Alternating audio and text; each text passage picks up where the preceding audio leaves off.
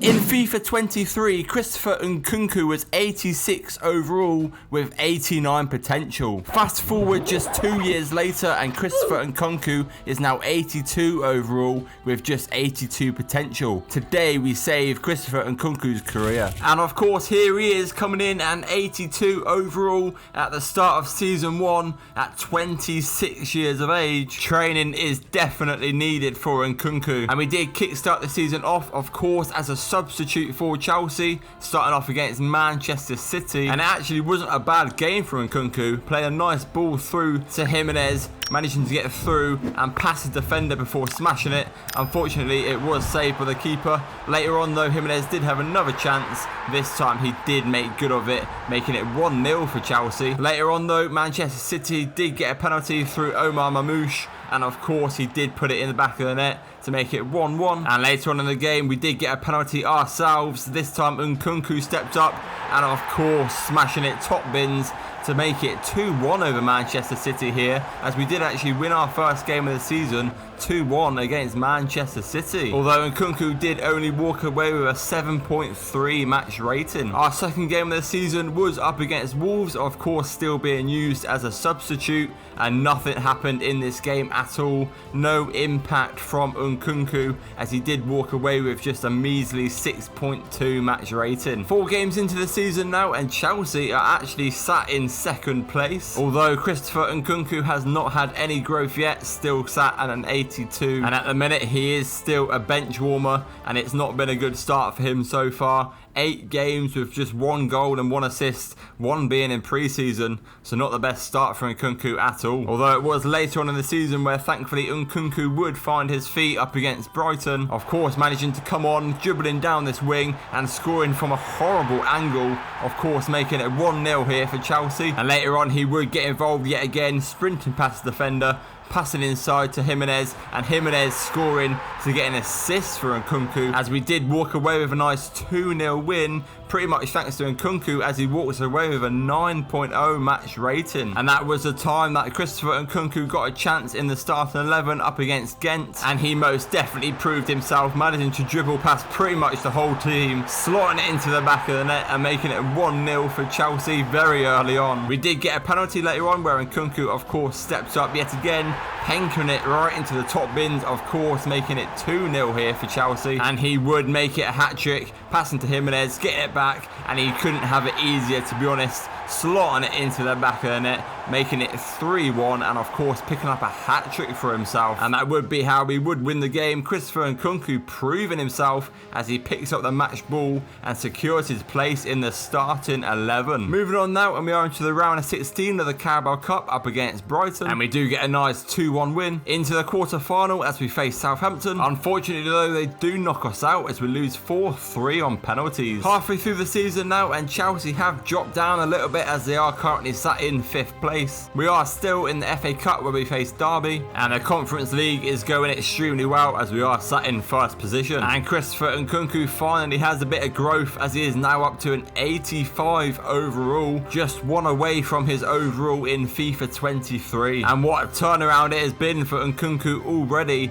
14 goals and 8 assists in just 32 games. Of course he had that extremely bad start, but it's been a huge turnaround. Moving into the Conference League now though, as we face Fiorentina, and we do actually lose the first game 2-1 despite Nkunku scoring, and we did get knocked out already in just the round of 16 of the Conference League. Moving on, and we are into the round of 16 of the FA Cup where we face Newcastle, and we do just about get past them thanks to a late winner from Nkunku. And it's good news for Christopher Nkunku as he's getting some applaud as he's picked up the Player of the Month award. Into the quarter-final of the FA Cup as we come up against Sunderland, and it's a close win, but it's a win at that as we beat them 1-0. Into the semi-final as we come up against Crystal Palace, and we do get a ticket to the final as we beat them 3-1. And in the final we do come up against Aston Villa, and there was just 1 goal in it, and of course it was a penalty from Christopher Nkunku putting it right into the top corner. Nobody was going to save it, as we did, of course, go on to beat them 1-0 as we pick up our first trophy with Christopher Nkunku. Finishing the season, and Chelsea have managed to qualify for the Champions League next season, as they have finished in 3rd place. And of course, we did manage to pick up some silverware as we won the FA Cup 1-0 against Aston Villa. And Nkunku just keeps growing, as he is now up to an 87 overall, of course surpassing his FIFA 23 overall. And I mean, he's getting close to his FIFA 23 potential. And what a stupidly good season it has been for Christopher Nkunku. After a bad start, he is walking away with 32 goals and 10 assists in 59 games for Chelsea. Of course, getting them Champions League football. What an unbelievable season it has been for Nkunku. And of course, finishing the season, I think we are going to stay at Chelsea, getting Champions League football and returning back to form. I think it's a smart place to stay. So of course, season 2 starts off with Nkunku staying at Chelsea, and we could start strong as we have the Community Shield up against Manchester City. And Nkunku started just as strong, managing to sprint through, doing the defender before smashing it into the back of the net, making it 1-0 here for Chelsea in just the 18th minute. And later on, we would find ourselves with another penalty, and Nkunku scores yet again, making it 2-0 here for Chelsea. And what a great start to the season this is, as we won the Community Shield 2-0 over Manchester City, and picking up yet another trophy for Nkunku. Into the round of 16 as we come up against West Ham, and we do manage to beat them 2-0. Into the quarter-final as we come up against Millwall, and we do manage to obliterate them 3-0. Halfway through the season, and Chelsea are currently leading the way on 42 points, just 1 point ahead of Arsenal. We are of course still in the FA Cup, where we face QPR, and we are into the semi-finals of the Carabao Cup, where we face Liverpool. And the return to the Champions League is going extremely well, as we are sat in 4th place. And Christopher Nkunku now surpassing his FIFA 23 potential of 89, as he is now up to a 90 overall, and he is starting to look ridiculous. And what an insane first half of the season it has been for Nkunku. 32 games played, 24 goals scored and 9 assisted.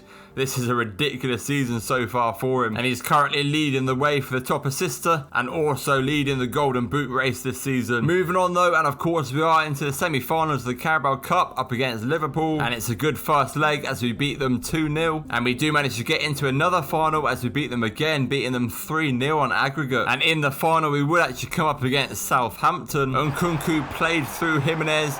Jimenez had an easy run through and of course put it into the back of the net, making it 1-0 for Chelsea. And later on, Nkunku would get involved yet again, running up this wing, getting loads of space in the middle, passing inside before getting yet another assist, making it 2-0 for Chelsea. And that is how we did manage to win the game at 2-0, as we walked away with yet another trophy for Nkunku. Into the Champions League now, and we are into the round of 16 up against Celtic, and we did actually lose the first leg 2-1. Thankfully we did manage to obliterate them in the second leg, beating them 4-3 on aggregate. Into the quarter-final, where we had an extremely tough game up against Real Madrid, although in the first leg we did manage to beat them 2-1, and after a ridiculous second leg we did manage to get through, beating them 6-4 on aggregate. Into the semi-finals, where we would actually come up against Nkunku's former team, RB Leipzig, and we did beat them 2-0 in the first leg, and in the second leg we did get through as we beat them 3-0 on aggregate, as we get into the Champions League final. And that final is going to be extremely hard as we come up against Barcelona. It's the biggest game of Christopher Nkunku's career.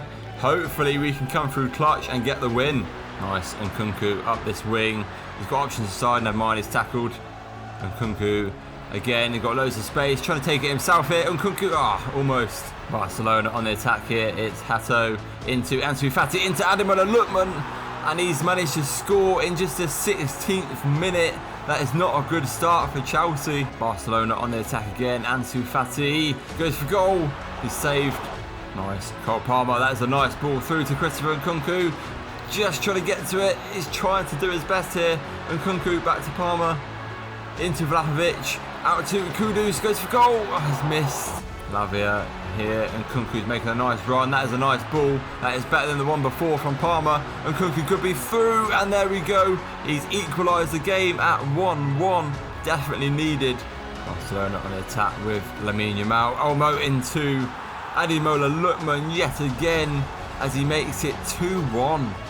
Nice. Cole Palmer has got a bit of space ahead of him. He's going to run into it. Cole Palmer goes for goal.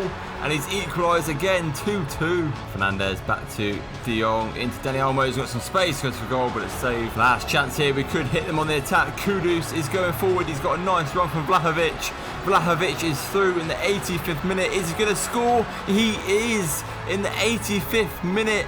He could have potentially won the Champions League final here for Chelsea, making it 3-2. And there we go, it is game over, and Chelsea, the first season back in the Champions League, have managed to win it. And there we go, it's another trophy.